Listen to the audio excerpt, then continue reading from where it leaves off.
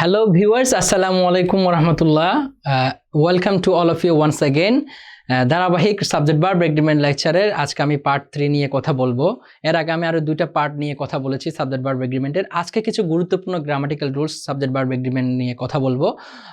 So viewers, দেরি না করে কথা না বাড়িয়ে আমরা শুরু করে দেই আজকের লেকচার। সো আজকে প্রথম যেই রুলসটা নিয়ে আমি কথা বলতে চাচ্ছি সেটা হচ্ছে আমরা एग्जांपल দুটো পড়ি দেন বুঝতে পারবো। The result of natural climate is or are dangerous. The taste of the mangoes is or are sweet. একটা বিষয় মনে রাখবেন, যদি দা এবং অফ দিয়ে কোন একটা নাউন যুক্ত হয়, আসলে একটা জিনিস প্রিপজিশনের আগেরটাই হয় সাবজেক্ট। যেমন এখানে হচ্ছে ন্যাচারাল ক্লাইমেটিস আছে, ঠিক না? এখানে দ্য ম্যাঙ্গোজ আছে, ঠিক আছে?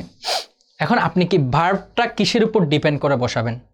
এই যে ন্যাচারাল ক্লাইমেটিস, এটা প্লোরাল, তার মানে কি তার ভার্বটা কি প্লোরাল হয়ে যাবে? না, বিষয়টা হচ্ছে আসলে এখানে ন্যাচারাল ক্লাইমেটিস মানে প্রাকৃতিক দুর্যোগ, সেটা বড় কথা না। এখানে মুখ্য বিষয় হলো দ্য রেজাল্ট, এই যে রেজাল্টটাই, ঠিক আছে? এটাই হলো সাবজেক্ট। ন্যাচারাল ক্লাইমেটিসটা সাবজেক্ট না, সাবজেক্ট হলো দ্য রেজাল্ট, এটাই হলো সাবজেক্ট। ওকে, বলছে প্রাকৃতিক দুর্যোগ সমূহের ফলাফল, এটাই হলো মুখ্য বিষয়। প্রাকৃতিক দুর্যোগ না, প্রাকৃতিক দুর্যোগের ফলাফলটা হলো মুখ্য বিষয়। তো এটা কি রেজাল্ট নাকি রেজাল্টস? এটা কিন্তু রেজাল্ট। তো যেহেতু এই যে প্রিপজিশনের আগেরটাই হবে সাবজেক্ট, তাহলে যেহেতু এই আগেরটা সাবজেক্ট, এই রেজাল্ট, তার জন্য ভার্বটা হবে সিঙ্গুলার, নট প্লুরাল। এখানে আবার ন্যাচারাল ক্লাইমেটিস আছে বলে ভার্বটা প্লুরাল হয়ে যাবে না।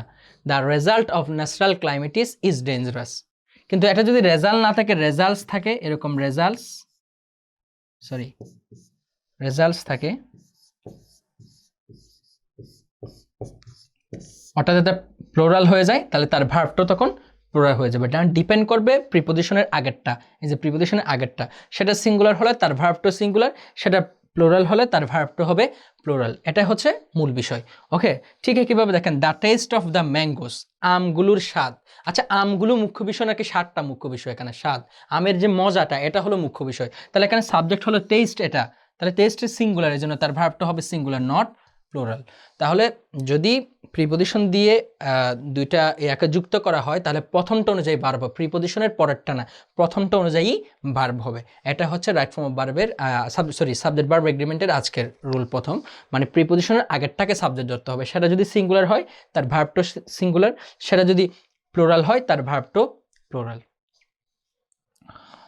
ডিয়ার ভিউয়ার্স, আমরা এখন সেকেন্ড রুলটা দেখব। সেটা হচ্ছে, দেখেন, যদি কোনো একটা সেন্টেন্স জিরান এবং ইনফিনিটিভ দিয়ে শুরু হয়, জিরান এবং ইনফিনিটিভ, ভার্ব প্লাস আইএনজি থাকলে সেটা হলো জিরান, আর টু প্লাস বি1 থাকলে সেটা হলো ইনফিনিটিভ। যদি এটা দিয়ে কোনো একটা সাবজেক্ট শুরু হয়, কোনো একটা সেন্টেন্স শুরু হয়, এরপরে ভার্বটা অলওয়েজ সিঙ্গুলার হবে, অলওয়েজ সিঙ্গুলার হবে, কখনো প্লুরাল হয় না। যেমন দেখেন, বাইং বুকস মানে বই কিনা। এখানে বুকস আছে, কিন্তু আসলে বুকসটা সাবজেক্ট না, বইটা সাবজেক্ট না, বই কিনাটা হলো ফ্যাক্ট, বইটা না। তাহলে বুকস থাকা সত্ত্বেও কিন্তু ভার্বটা আর করে দিয়েন না আপনি। এখানে বিষয়টা হলো বাইং বুকস, এটা কিন্তু মূল বিষয়টা হলো বাইং, কিনাটা। তাহলে এটা হলো জিরান। জিরান যদি কোনো একটা সেন্টেন্সের সাবজেক্ট হয়, তার ভার্বটা কিন্তু সিঙ্গুলার হয়, নট প্লুরাল। কিন্তু এখানে বুকস দেখে আপনি আবার প্লুরাল ভার্ব বসাই দিয়েন না। ওকে, ঠিক একইভাবে টু ইট অ্যাপলস, অ্যাপলস দেখে আপনি আবার ভার্বটা প্লুরাল করে দিয়েন না, কারণ এখানে টু ইটস অ্যাপল মানে আপেল খাওয়া। তো এখন খাওয়াটা মুখ্য, আপেলটা মুখ্য না। মুখ্য বিষয় হলো আপেল খাওয়াটা। তাহলে এখানে সাবজেক্ট হলো টু ইট, এটা হলো ইনফিনিটিভ। ইনফিনিটিভ যদি কোনো একটা সেন্টেন্সের সাবজেক্ট হয়, তার ভার্বটা অলওয়েজ সিঙ্গুলার হয়, নট প্লুরাল। তাহলে দেখেন, buying books is my hobby, বই কিনাটা আমার শখ। To eat apples has become my favourite, apple খাওয়া আমার প্রিয়তে পরিণত হয়েছে, আমার প্রিয়। ওকে, তাহলে মনে রাখবেন, জিরান এবং ইনফিনিটিভ কোনো একটা সেন্টেন্সের যদি সাবজেক্ট হয়, তাহলে তার ভার্বটা অলওয়েজ সিঙ্গুলার হবে। এরপরে প্লুরাল নাউন থাকুক বা না থাকুক, এটা আমার দেখার দরকার নেই। আমি দেখব জিরান এবং ইনফিনিটিভ আছে কিনা। জিরান থাকলেও, জিরান এবং ইনফিনিটিভ যদি কোনো একটা সেন্টেন্সের সাবজেক্ট হয়, তার ভার্বটা অলওয়েজ সিঙ্গুলার হবে। এখন আমরা 3 নম্বর স্লাইডে দেখি। এটা হলো খুবই গুরুত্বপূর্ণ একটা বিষয়। কিছু ডিটারমাইনার আছে যেগুলোর উপর ডিপেন্ড করবে ভার্ব কোনটা হবে। এটা একটু খুব মনোযোগ দিতে হবে আমাদেরকে এই পার্টটা আর কি। দেখেন, সাম একটা ডিটারমাইনার আছে, অ্যালট অফ একটা ডিটারমাইনার, নো একটা ডিটারমাইনার, নান একটা ডিটারমাইনার। প্রশ্ন হলো এই সাম, অ্যালট অফ, নো, নান এগুলোর পরে সিঙ্গুলার, প্লোরাল, কাউন্টেবল, আনকাউন্টেবল উভয় নাউনই বসতে পারে। ঠিক আছে, দেখেন যদি কাউন্টেবল নাউন বসে সেটা হয় প্লোরাল, আনকাউন্টেবল নাউন বসলে সেটা হয় সিঙ্গুলার। যেমন দেখেন সাম বুকস, ঠিক না? এখন এই সাম শব্দটা কোন নাউনকে নির্দেশ করছে? বুকসকে না? এই যে বুকস এই নাউনটাকে নির্দেশ করছে না? এখন বললাম বুকস কি সিঙ্গুলার না প্লুরাল? সামের পরে কিন্তু বুক হয় না, সামের পরে নাউনটা প্লুরাল হবে, কারণ এটা কাউন্টেবল, বইটা গণনা করা যায় কাউন্টেবল, এই জন্য সাম বুকস। তাহলে সাম বুকস, এই যে সাম যেহেতু বুকসকে নির্দেশ করছে এই জন্য এই যা এই ওয়ার্ডগুলো যাকে নির্দেশ করবে সেটা অনুযায়ী ভার্ব বসবে। তাহলে বইকে নির্দেশ করছে, বই কি সিঙ্গুলার না প্লুরাল? প্লুরাল, এই জন্য ভার্বটা হবে আর, নট ইজ। আর সিঙ্গুলার হতে পারে না, সামের পরে প্লুরালে হয়। সাম কাউন্টেবল নাউন হলে সাম বুকস আর ইম্পর্টেন্ট, কিছু বই গুরুত্বপূর্ণ। এখন সামের পরে দেখেন সাম সুগার। এখন বলেন সামকে এখন কাকে নির্দেশ করতেছে? সুগারকে না? বলেন sugar is uncountable noun. Uncountable noun মানে সিঙ্গুলার, তাহলে যেহেতু আনকাউন্টেবল নাউন সিঙ্গুলার এই জন্য সুগার সাম অনুযায়ী ভার্বটা বসবে না, ভার্ব বসবে সুগার অনুযায়ী। তাহলে সুগার ইজ আনকাউন্টেবল এবং সিঙ্গুলার, তার ভার্বটা সিঙ্গুলার, নট প্লুরাল। তাহলে সাম sugar is needed to make টি, মানে চা তৈরিতে কিছু তোমার চিনির প্রয়োজন হয়। তাহলে মূল বিষয়টা হলো সাম প্রথমে নির্দেশ করছে প্লুরাল নাউনকে, পরে নির্দেশ করছে আনকাউন্টেবল সিঙ্গুলার নাউনকে। যদি সামের পরে প্লুরাল থাকে তার ভার্বটা প্লুরাল, সামের পরে যদি সিঙ্গুলার থাকে তার ভার্বটা সিঙ্গুলার। মানে এই সাম ডিটারমাইনারটা যে নাউনকে নির্দেশ করবে সেটা অনুযায়ী ভার্ব বসবে। ওকে, ঠিক একইভাবে দেখেন অ্যালট অফ অ্যাপলস, এই যে অ্যাপলস প্লুরাল এজন্য তার ভার্বটা প্লুরাল হবে। A lot of apples has become না, হ্যাভ বিন বট, কিনা হয়েছে, হ্যাজ বিন বট না হ্যাভ বিন বট, কারণ অ্যালট অফ অ্যাপলসটা অ্যাপলসকে নির্দেশ করছে আর অ্যাপলটা কাউন্টেবল এবং প্লুরাল এজন্য তার ভার্বটা প্লুরাল হবে। কিন্তু দেখেন অ্যালট অফ অয়েল, এই যে অয়েল, অয়েলটা আনকাউন্টেবল নাউন, কিন্তু অ্যালট অফ অয়েল আনকাউন্টেবল, এই জন্য অ্যালট অফ থাকা সত্ত্বেও যেহেতু এটা আনকাউন্টেবল তার জন্য ভার্বটা হবে singular, not plural. A lot of oil is needed to run the car, গাড়িটি চালানোর জন্য অনেক বেশি তেলের প্রয়োজন হয়। A lot of oil is needed, কেন হয়েছে? দেখেন অ্যালট অফের পরে এখানে প্লুরাল আর এখানে সিঙ্গুলার, কারণ অ্যালট অফ নির্দেশ করছে এখানে প্লুরাল নাউনকে আর এখানে সিঙ্গুলার নাউনকে, এই জন্য। ওকে, ঠিক একইভাবে দেখেন নো এক্সাম্পল, এক্সাম্পল সিঙ্গুলার না প্লুরাল? সিঙ্গুলার, এই জন্য তার ভার্বটা সিঙ্গুলার, নট প্লুরাল। ওকে, আর নো এক্সাম্পলস, দেখুন এক্সাম্পলস আছে তাহলে তার ভার্বটা প্লুরাল হয়ে যাবে, নট সিঙ্গুলার। ওকে, এখন আমরা দেখি none of the students, students যেহেতু আছে তাহলে তার ভার্বটা প্লুরাল হবে, is, sorry are, not is. None of the students are present. Okay, কিন্তু none of the counterfeit money, money is uncountable noun, তো যেহেতু এটা আনকাউন্টেবল সিঙ্গুলার এই জন্য তার ভার্বটাও সিঙ্গুলার, নট আর। দেখেন none of the students are present, none of the counterfeit money, counterfeit money হচ্ছে ভেজাল টাকা, ইজ ফাউন্ড খুঁজে পাওয়া গিয়েছে। তাহলে মূল বিষয় যেটা সেটা হচ্ছে সাম, অ্যালট অফ, নো, নান এই সকল ওয়ার্ড যেই নাউনটাকে নির্দেশ করবে সেটা অনুযায়ী ভার্ব বসবে। সাম, অ্যালট অফ এগুলোর উপর ডিপেন্ড করে ভার্ব বসে না, ভার্ব বসে সাম, অ্যালট অফ, নো, নান এগুলো যেই নাউনকে নির্দেশ করে সেই নাউনের উপর ডিপেন্ড করে ভার্বটা হবে। সেই নাউনকে নির্দেশ করবে, সেই নাউনটা যদি সিঙ্গুলার হয় তার ভার্বটাও সিঙ্গুলার হবে, সেই নাউনটা যদি প্লুরাল হয় তার ভার্বটাও প্লুরাল হবে। মূল কথাটা হলো অ্যালট অফের পরে কাউন্টেবল নাউন থাকলে সেটা প্লুরাল হবে, অ্যালট অফ বুকস যদি আনকাউন্টেবল নাউন থাকে সেটা সিঙ্গুলার হয়, যেমন a lot of water, not waters. Okay, তাহলে এই ডিটারমাইনারগুলো যে নাউনকে নির্দেশ করবে সেটার উপর ডিপেন্ড করে তার ভার্বটা বসাতে হয়। এরপর আমরা 4 নাম্বার রুলসে দেখি, এটা আমরা একটু করে আলোচনা করেছি, সেটা হচ্ছে যে এ নাম্বার অফের পরেও নাউনটা প্লুরাল হবে, দা নাম্বার অফের পরেও নাউনটা প্লুরাল হবে, কিন্তু পার্থক্য হচ্ছে যদি এ নাম্বার অফ থাকে, এ নাম্বার অফের পরে ভার্বটা প্লুরাল হয়, a number of the boys is না are going to the class. Okay, are going to the class, a number of the boys, কারণ এ নাম্বার অফ থাকলে তার নাউনও প্লুরাল, তার ভার্বটাও প্লুরাল হবে। কিন্তু দি নাম্বার অফ থাকলে, এই যে দি নাম্বার অফ যদি থাকে তাহলে নাউনটা প্লুরাল হবে, তার ভার্বটা হবে সিঙ্গুলার, ইজ, নট আর।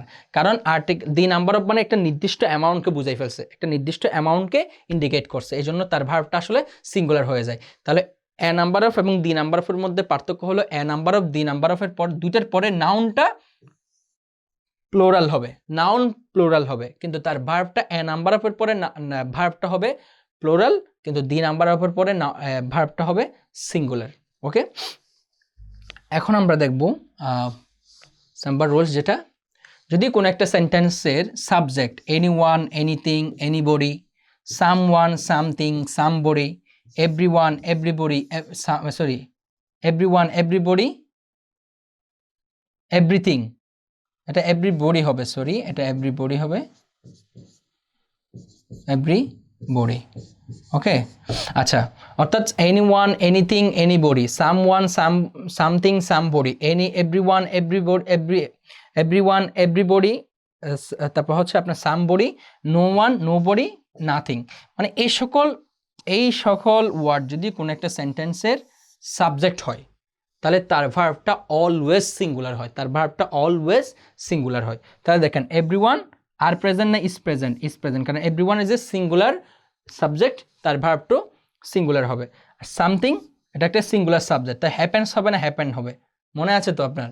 যদি নাউনের শেষে এস বাই এস যুক্ত হয়, নাউনটা হয় প্লোরাল, যেমন প্যান, প্যান্টস, এই প্যানটা হলো সিঙ্গুলার, এই প্যান্টস হলো প্লোরাল, কিন্তু কোনো ভার্বের শেষে যদি এস বাই এস যুক্ত হয় সেই ভার্বটা কিন্তু সিঙ্গুলার হয়েছে। যেমন কাম হলো প্লুরাল ভার্ব, আর এটার সাথে যদি এস বাই এস যুক্ত হয় কামস হয়, তার মানে এটা সিঙ্গুলার ভার্ব, এটা কিন্তু সিঙ্গুলার, এই ভার্বটা কিন্তু সিঙ্গুলার।